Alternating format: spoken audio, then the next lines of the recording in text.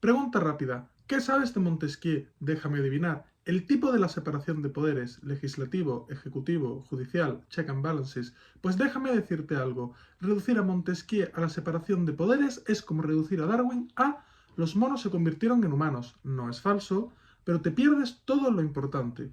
Hoy vamos a hacer algo diferente. Vamos a olvidarnos del Montesquieu de los libros de texto y vamos a adentrarnos en el verdadero espíritu de las leyes. Porque Montesquieu no solo escribió un manual de ingeniería constitucional, escribió una teoría revolucionaria sobre cómo el poder, la geografía, la economía y la psicología humana se entrelazan para crear o destruir la libertad humana.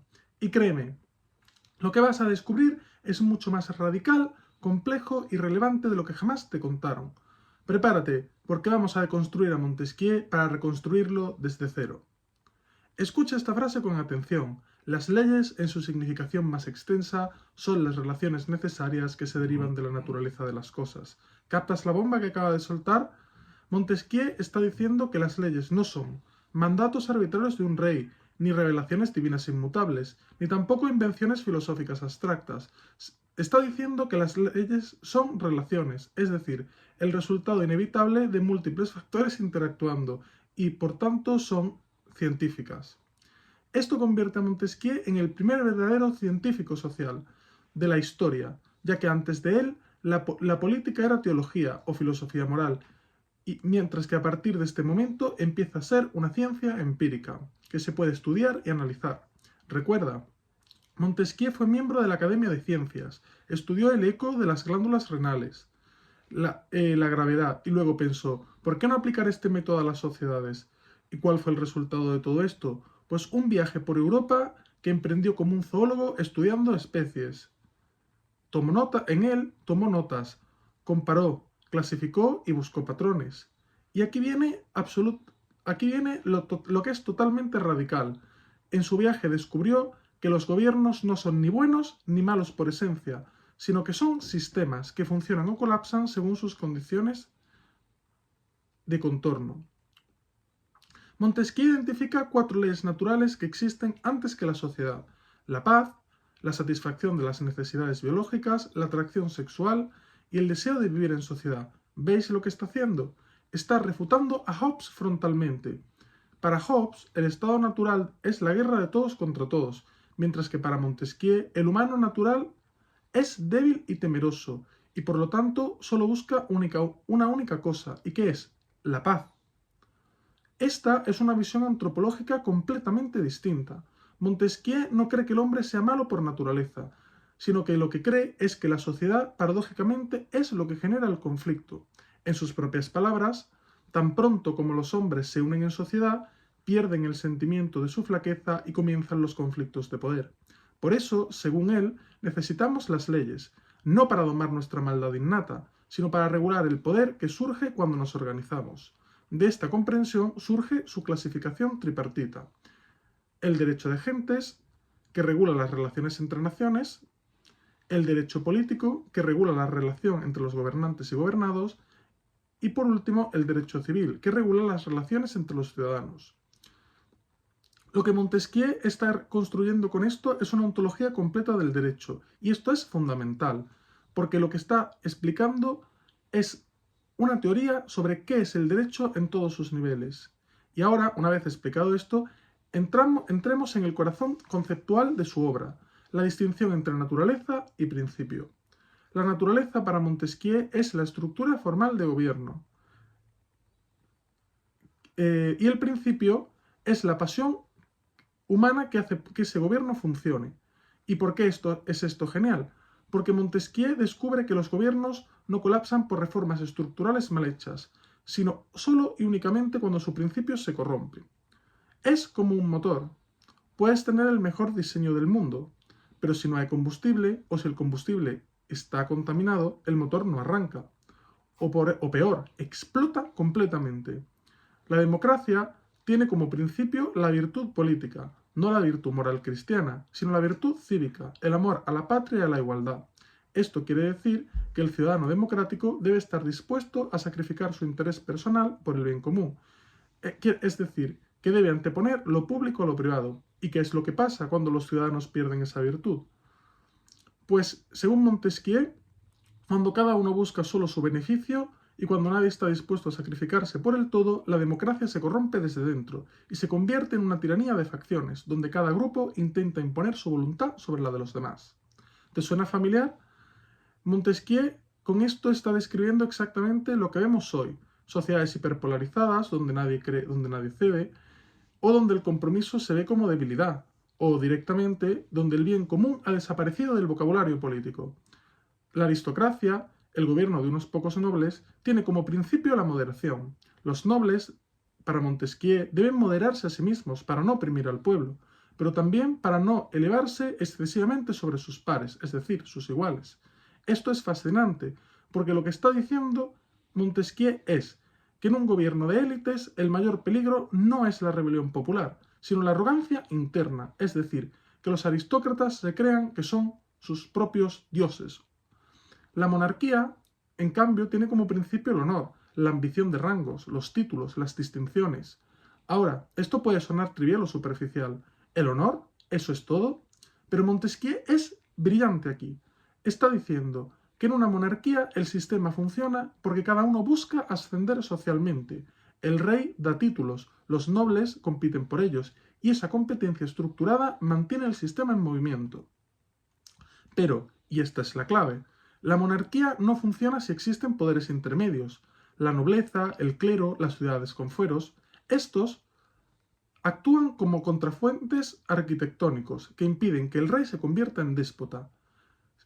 Si estos poderes intermedios desaparecen, la monarquía se desliza inevitablemente hacia el despotismo. Esto es exactamente lo que pasó en Francia. Luis XIV centralizó el poder, anuló los contrapesos y todas las instituciones que había desaparecieron, y 3 generaciones después, ¿qué fue lo que sucedió? Exacto, la guillotina. Y luego está el despotismo, el gobierno de uno solo sin leyes. Su principio es el temor. Y Montesquieu lo llama un antirrégimen. ¿Y por qué? Os lo estaréis preguntando.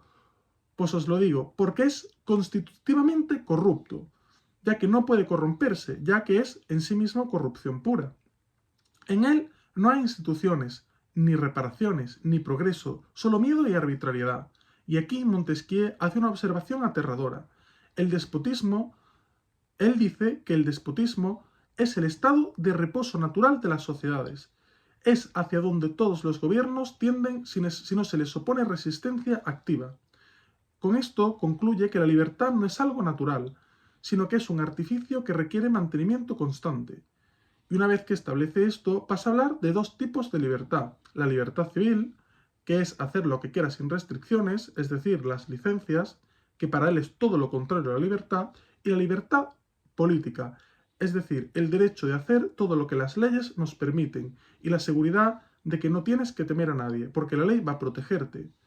La libertad política, para Montesquieu, no maximiza tu capacidad de acción, sino tu seguridad. Es la certeza de que nadie, ni el Estado, ni otros ciudadanos puede dañarte arbitrariamente. Y esta es la que defiende a ultranza. En sus propias palabras, el poder debe detener al poder, ya que es necesario que por la disposición de las cosas el poder se contrapese para evitar su concentración. Ahora bien, la lectura tradicional de esta frase es la que todos podéis estar imaginando, la de necesitamos 3 poderes separados. Y eso es cierto, pero también es muy superficial, ya que tiene una lectura mucho más profunda, y es la observación de Montesquieu de que el poder es como la energía física, es decir, que no desaparece y que solo se transforma, y que si no está distribuido de forma correcta, se concentra, y si se concentra, explota, es decir, dinamita la sociedad. Si lo pensáis, es termodinámica política. El poder busca su nivel más bajo de resistencia, y si no hay frenos, fluye hacia un solo punto hasta que el sistema se derrumba por completo. Para Montesquieu existen 3 poderes que todos conocemos, pero en los que vamos a entrar en profundidad y mencionar, como es evidente. Por una parte tenemos el poder legislativo, el que hace las leyes, y que debe estar en 2 cámaras para equilibrarse interiormente. ¿Y por qué es así? Porque Montesquieu dice que una cámara debe ser del pueblo y otra de los nobles. ¿Y por qué hay que separar a ambos? Porque los intereses de ambos son diferentes y por ende deben poder vetarse mutuamente. Esto no es democracia pura, como podréis entender, sino un sistema mixto que balancea intereses de clase. En él, Montesquieu no confía en la voluntad general, sino que confía en el conflicto institucionalizado. Recordad la frase, el poder debe detener al poder. En segundo lugar, tenemos el poder ejecutivo, el que organiza la guerra, la paz y la diplomacia, y para Montesquieu este debe estar en manos de uno solo para actuar con rapidez. Montesquieu dice que el ejecutivo no hace las leyes y que se limita a ejecutarlas. Y, por ende, el legislativo puede exigirle cuentas, a raíz de lo que hace, obviamente. Y por último, tenemos el poder judicial, y aquí viene la parte radical que nadie explica bien, porque todo el mundo piensa que debe recaer en manos de jueces y magistrados. Y es cierto, pero hay un detalle fundamental, y es que Montesquieu establece que los jueces deben de ser la boca muda que pronuncia las palabras de la ley. ¿Y qué significa esto? Pues que los jueces no tienen que tener propio poder, sino que deben ser instrumentos o mecanismos que apliquen la ley al pie de la letra.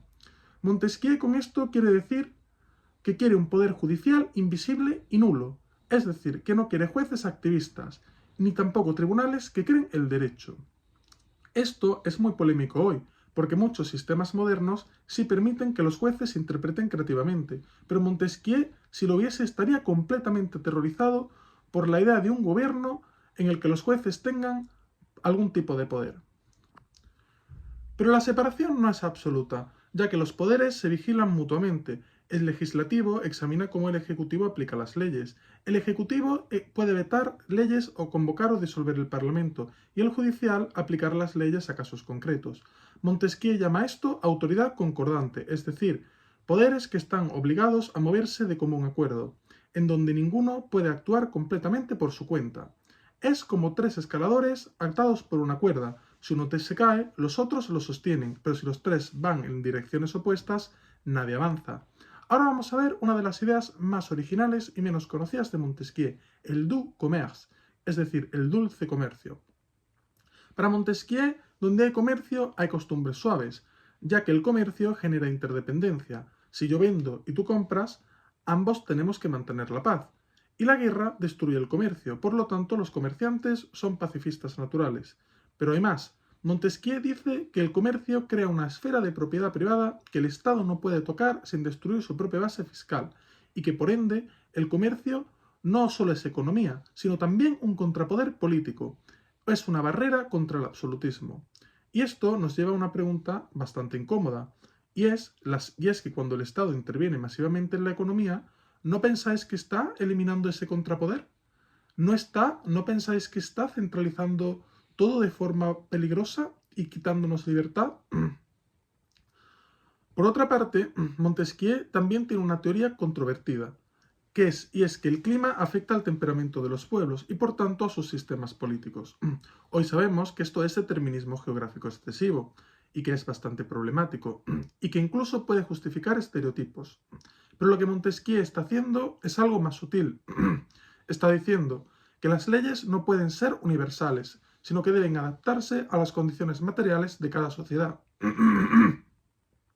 El espíritu general de una nación para Montesquieu es la suma de todo, es decir, del clima, de la religión, de las leyes, de las costumbres y de la historia. Es su contexto total, y un buen legislador no debe imponer un modelo abstracto, sino que debe adaptarse completamente a ese espíritu, es decir, a ese ser del pueblo, ya que si intentas cambiar las costumbres que se han creado históricamente y de forma profunda a través de decretos punitivos o de cualquier tipo o de cualquier otro tipo de ley, fracasarás enormemente, ya que crearás opresión y probablemente muchísima oposición. Entonces, ¿qué diría Montesquieu sobre la idea actual de exportar la democracia a sociedades sin tradición liberal? Pues que buena suerte con eso, porque estaría completamente seguro de que sería un auténtico fracaso. En el libro 15, Montesquieu también ataca la libertad, ataca la esclavitud sin ambigüedades. Dice que es mala por su naturaleza, ya que degrada al esclavo, que no puede actuar por virtud, y corrompe al amo, que se vuelve cada vez más cruel y orgulloso. Él refuta todas las justificaciones, que hay para implementarla. La de la guerra, ya que el vencedor, desde su punto de vista, no tiene derecho a matar y menos a tomar a una persona bajo su custodia. La autoventa, ya que según él nadie puede venderse porque la libertad es inalienable. O el nacimiento, en el que establece claramente que la esclavitud es inheredable, porque según su propia concepción, todos los seres humanos nacemos iguales. En el derecho penal, por ende, exige proporcionalidad. Nada de que en función de tu clase o en función de si eres esclavo o no se te apliquen reglas diferentes, ya que para él los castigos deben corresponderse al daño infligido, pero no a ofensas ni religiosas, ni morales, ni sociales. Para él, solo los crímenes contra el Estado o las personas justifican las penas severas. Y esto es una laización del derecho en toda regla. Es una humanización de la justicia. Y en el siglo XVIII, que es donde vivió, esto era considerado una idea radical. Como hemos visto a lo largo del vídeo, hemos viajado muchísimo del Montesquieu de cartón que nos enseñaron a todos en clase, ya que y hemos visto que él no solo es separación de poderes, sino también un científico social que aplica el método experimental a la política, un sociólogo del poder que entiende que los regímenes viven o mueren por sus pasiones motoras, un economista político que ve en el comercio un pacificador y un contrapoder, un antropólogo que reconoce que las leyes deben adaptarse al contexto cultural, y también un humanista que rechaza la esclavitud y exige justicia proporcional. Y sobre todo, Montesquieu entendió algo que nosotros seguimos sin aprender, y es que la libertad no es un estado natural, sino un artificio frágil que requiere una arquitectura institucional constante. Así que cuando veas principios corrompidos, cuando creas que la virtud democrática se pudre, o que los contrapesos se erosionan, no esperes reformas estructurales para salvarte, porque para entonces ya será demasiado tarde, ya que ese régimen o forma de organización social habrá sido completamente corrompida. Por último, me gustaría decir que Montesquieu no nos dio un manual, sino un sistema de alerta temprana, y que es así como debemos interpretar su obra, como una forma de prevenir cualquier clase de régimen que pueda quitarnos libertad. Así que la pregunta ahora es, ¿estamos prestando atención a todas las enseñanzas que nos dejó? Déjame tu opinión en los comentarios y suscríbete para ver más vídeos que cuestionen tu visión del mundo. ¡Nos vemos!